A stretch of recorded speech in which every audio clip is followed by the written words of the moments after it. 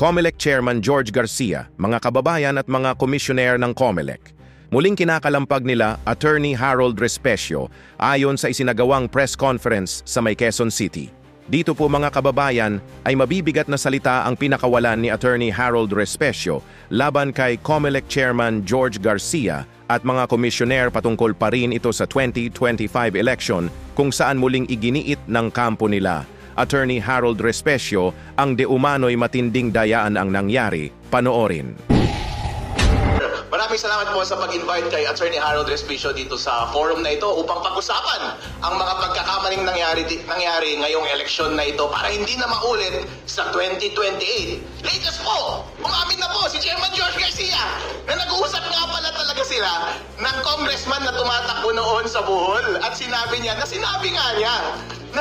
kailangan mo ng 300 million pesos para manalo. Pero sabi ni Chairman George Garcia na misunderstood daw siya. Sir, hindi nga. Kasi kapag papakinggan mo, kailangan mo ng 300 million pesos para manalo. Parang extortion no? Parang nagsasuggest na bayaran mo na lang ako ng 300 million pesos para manalo ka ngayong eleksyon. Dayain na lang natin ngayong eleksyon. Pero misunderstood daw si Chairman. Ang ibig sabihin daw niya, yun daw ang magagastos mo sa eleksyon na ito para manalo. Pero sir, ang allowed na gastos lang ng isang congressman ay 3 pesos kada botante.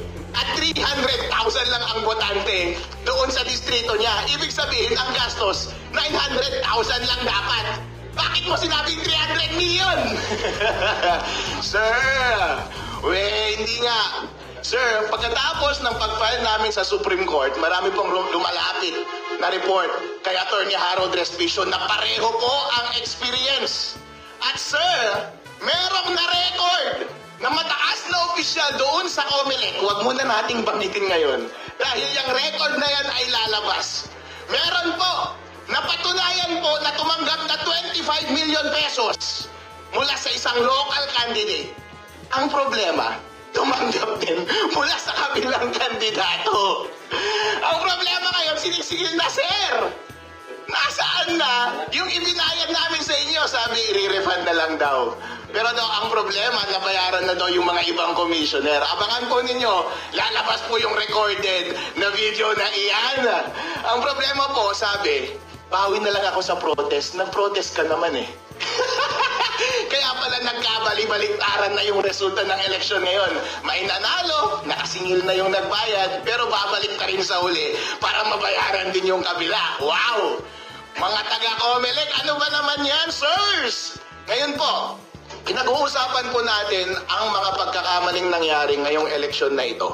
Kung titignan po natin itong context na ito, mga aligasyon na pambabayad sa COMELEC at dun sa obserba mismo dun sa ground na irregularity sa pagpapatakbo ng eleksyon, everything comes together. Ang una pong obserbasyon ay yung maling paggamit ng software. Ang sabi po ng batas, ang software na dapat tatakbo sa makina ay yun ang ma-audit. Pero iba po yung inilagay sa makina. Kapag iba na po ang version at iba na po ang hash ng software na yun, iba na po yung nandun sa loob ng makina.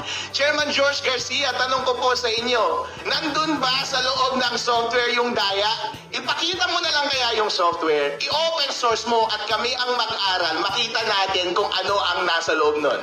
Ang isa po pong pagkakamali na naobserbahan ay yung transmission.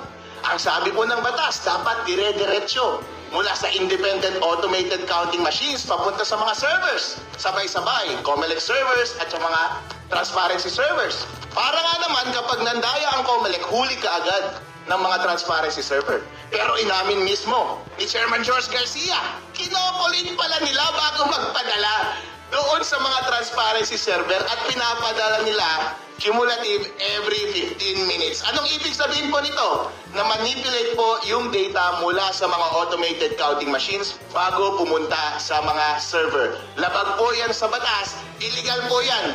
At yun po yung dahilan kaya pinapadisbar natin si Chairman George Garcia at mga komisyoner. Yun po ang dahilan. Kaya nananawagan tayo sa National Bureau of Investigation para investigahan ang kanilang iligal na paggamit ng software, iligal na paggamit ng computer equipment na nag-interfere sa ating election process dahil yan po ay krimen. Yan po ay paglabag sa batas ng eleksyon. At kayo mga komisyoner, kayo ang responsible ng pag-implement niyan. Dapat po kayong makulong. Ngayon po, itong suggestion ng grupo ni Mr. Greco Bilgega na gumawa ng manual counting alongside sa automated counting machines at gumamit ng blockchain para secure yung transmission at ma-maintain yung integrity ng data, consistent po yan para maiwasan itong mga nangyari na daya na ito. Ang una po kasing daya na pwedeng mangyari at pinakamadaling gawin ay yung naobserba natin na itatanim na mismo sa software yung daya.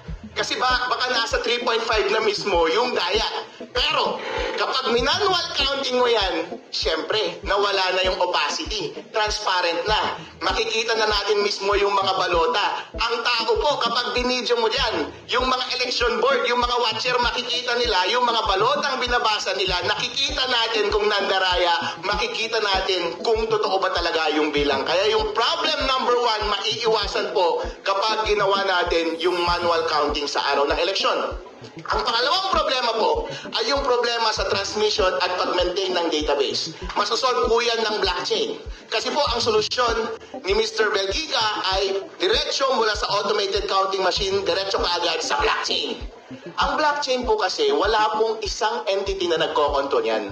Distributed po yan. Yung software po niyan ay open source. Hindi mo pwedeng dayain yan at maraming mga servers na independent na nagme-maintain ng lahat ng database niyan. Kaya kapag transmit mo mula sa automated counting machines papunta sa blockchain, walang kahit na sino mang gobyerno, organisasyon o media o tao na pwedeng mandaya niyan. Diretso kaagad, in real time, reflected kaagad, kita ng public kung saan yung source at kita kaagad yung resulta ng eleksyon. Kaya wala ka ng panahon para baguhin pa sa gitna yung data na ipinapadala ng automated counting machines. At kapag nasa blockchain nga, hindi mo na rin mababago yung final results na nandoon. Kaya hindi mo na mababago yung data na nasa database. Inuulit ko po, in summary, ang problema po ngayong eleksyon na ito ay dahil hindi tayo sure kung may daya ba sa pagbilang nandun sa software. Hindi tayo sure kung may daya ba sa pag-transmit dahil inistorbo nila yung data mula sa source automated counting machine papunta sa mga servers. So pwede nilang i-manipulate sa gitna. Number 3, kapag nandun na sa mga servers, may mga database yun, pwede mo pa rin baguhin kahit nandun na sila sa loob. Lahat po yan maiiwasan dahil yung software ay mabe-verify natin through manual counting, yung transmission at database ay maproprotektahan natin dahil po ang isang blockchain ay immutable yung transmission, immutable yung database, hindi po yan mababago. Kaya po, kapag natupad ang suggestion ni Mr. Greco Bilgega na ayusin ang ating eleksyon sa susunod sa pamamagitan ng paggamit ng parallel manual counting in addition doon sa automated counting ng ating boto at paggamit ng blockchain, hindi na po mauulit yung mga daya ngayon. Kaya Chairman George Garcia at mga commissioner, alis na kayo dyan! Ilagay na natin itong mga idea ni Mr. Greco Bilgega at gawin natin sa 2028 para lahat po tayo ay masaya at lahat po ng ibinoto natin ay siyang totoong mauupo, mapoproklama at mamumuno sa atin.